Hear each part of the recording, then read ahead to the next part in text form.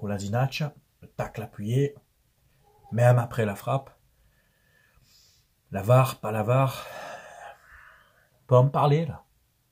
Salutations à toutes et à tous, Steve, supporter of Marseille, j'espère que vous allez bien. Si tu es nouveau sur ma chaîne, l'ensemble de mes abonnés, moi-même te souhaitons la bienvenue. Ici, on parle foot, on va débriefer, analyser ce match ensemble, OM, AS Monaco, 20e journée de Ligue 1, Uber Eats, match nul, un partout au Stade Vélodrome. Allez, c'est parti.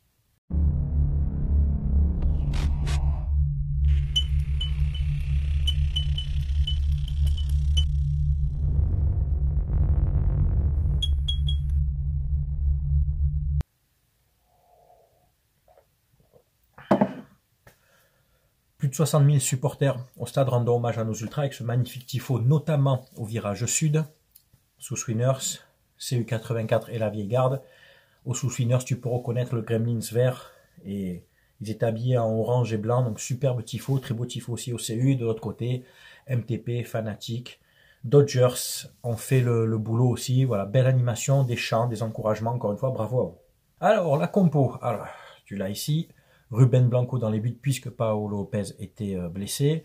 La défense était Mbemba, Gigot, Kolasinac, Tavares, Under en piston droit, Rongier-Verretou au milieu, Guendouzi, Sanchez et Malinowski.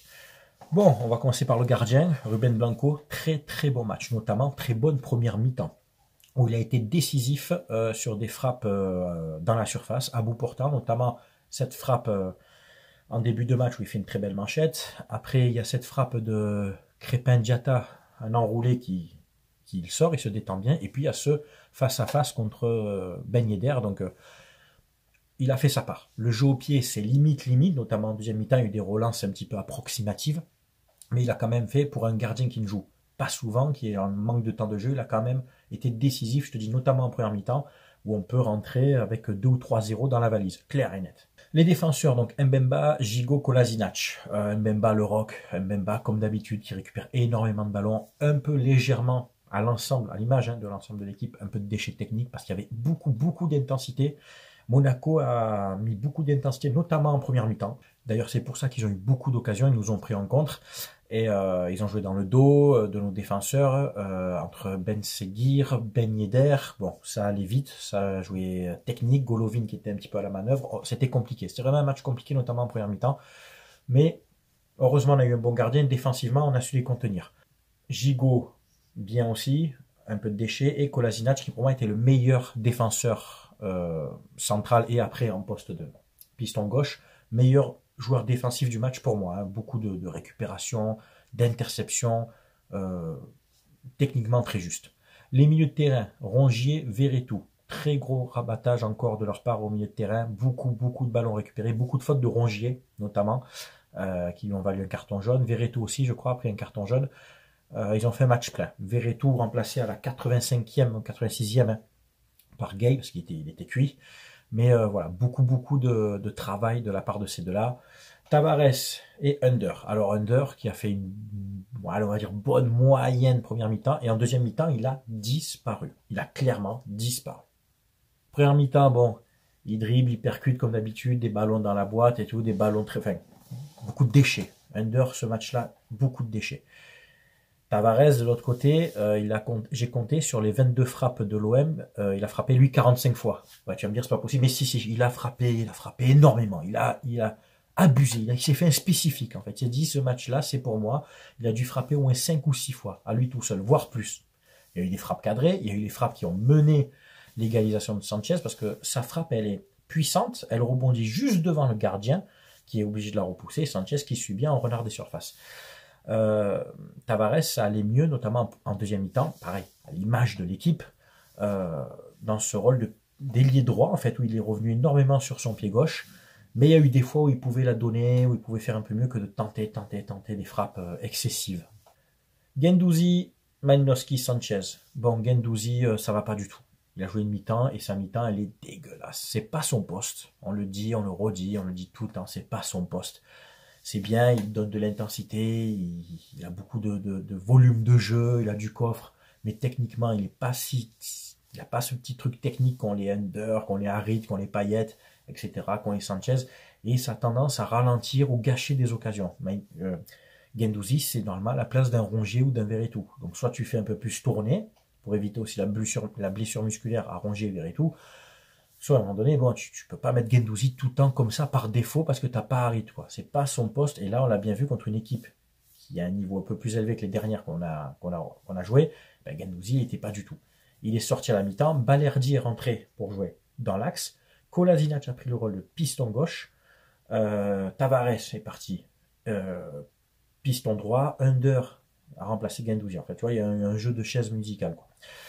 Ouais, j'ai pas aimé son match à Guendouzi. Under, on en a parlé. Sanchez, première mi-temps plutôt discrète. Par contre, la deuxième, du Sanchez masterclass. Niveau international, énormément de ballons récupérés dans sa zone à lui, dans ses 30-40 derniers mètres à lui.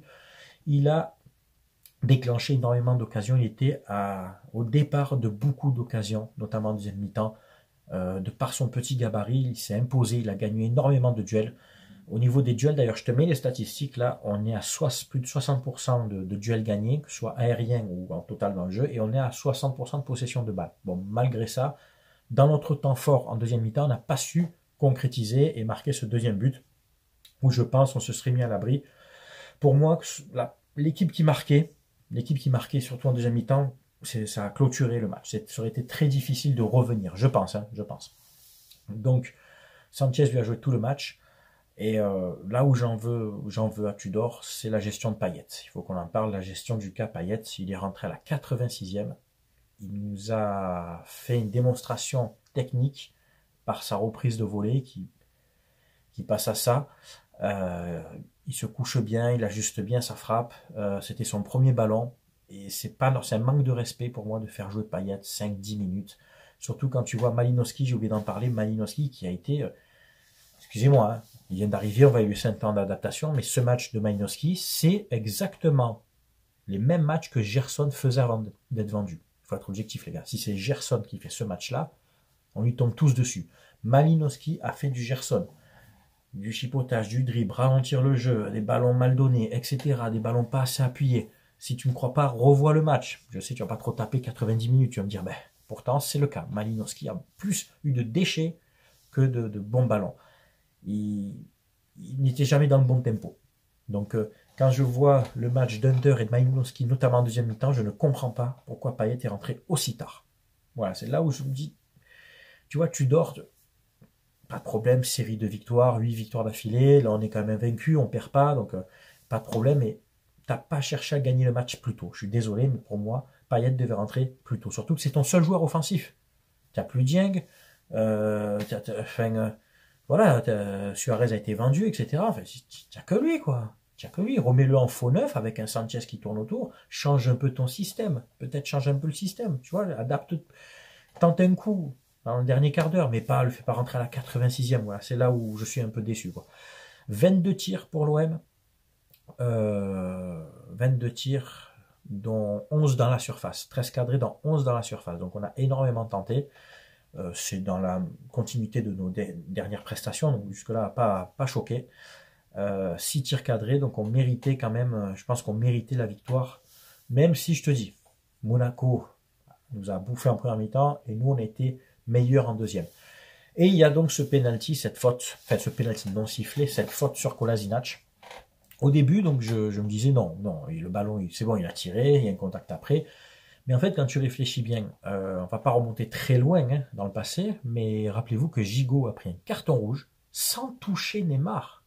Revoyez les images encore contre Paris, sans toucher Neymar. Neymar qui l'a pleureuse, qui a fait 1, 2, 3, 4, 25 tonneaux en disant « Ah, il m'a arraché la cheville, ce grand malade ». Et Gigot, carton rouge pour, soi-disant, excès d'engagement. Pas de problème. Si je suis cette logique d'arbitrage LFP, combien doit prendre de matchs alors dans ce cas-là le défenseur? Je crois que c'est Maripane. Pour excès d'engagement, il peut lui péter la cheville. Je ne suis pas pour siffler des pénaltys quand la faute a lieu après la frappe. Pour moi, ça ne change pas trop, il ne le gêne pas. Donc, je ne vais pas crier non plus au scandale, mais si je suis votre logique LFP, je suis désolé, Gigot a pris un rouge sans toucher Neymar, alors que ça aurait pu être revu à la VAR, mais soi-disant c'est excès d'engagement, et Neymar, le simulateur, tu vois. Je suis désolé, dans ces cas-là, dans votre logique, c'est carton rouge pour Maripane, si c'est bien lui, et penalty. Je comprends la colère de Longoria, complètement. Donc encore une fois, c'est un arbitrage à deux vitesses. L'arbitre qui était souvent au milieu d'ailleurs de nos joueurs, hein, ça m'a un peu gonflé 2-3 fois, il était au milieu des passes, c'est incroyable, on dirait qu'il voulait jouer. Quoi. Si tu veux jouer, enlève ton maillot jaune, Longoria te passe un maillot, et tu rentres en milieu défensif si tu veux. Donc voilà les gars, on a 43 points, donc en 20 matchs, on est bien, on est toujours dans la moyenne des 2 points par match, plus les points de bonus. Statu quo, on ne rattrape pas Lens, mais là ça fait match nul aussi, donc même écart de points. Statu quo de Monaco aussi. Et bon, par contre, Paris risque de battre Reims demain, donc de nous reprendre 2 points de plus, puisqu'on a pris nous un point ce soir, malheureusement. Voilà, c'est tout pour cette vidéo, pour ce débrief. J'espère qu'il t'a plu. C'est bien entendu à toi de commenter, de donner ton avis, que tu sois supporter de l'OM, de Monaco ou d'une autre équipe. C'est qu'avec moi, on respecte toujours les avis de chacun. Bien entendu, si ton avis est respectueux de moi ou des autres, bien entendu. N'oublie pas mon partenaire maillogo.com pour avoir des maillots ou des survêtes de l'OM, tu vois, donc des maillots vintage comme Roberto Baggio, qualité magasin, je te le dis, cash, hein. C'est les maillots que j'ai portés, reportés, lavés, tout ce que tu veux. Qualité magasin. Tu auras 15% de réduction avec mon code SOM. Et en plus, 5% de ton panier m'est reversé. Et moi, ces 5%, je les reverse c'est dans une cagnotte, je les reverse au mois de juin aux 2 associations avec qui je collabore, les Petites Sœurs des Pauvres et Sourire à la vie. Voilà, donc en plus, tu profites d'un maillot à moindre coût et tu contribues à une cagnotte pour des enfants malades et des personnes âgées dépendantes. Voilà. C'est tout pour cette vidéo, je vous souhaite un très bon week-end, portez-vous bien, à très bientôt, c'était Steve, supporter of Marseille, ciao ciao tout le monde.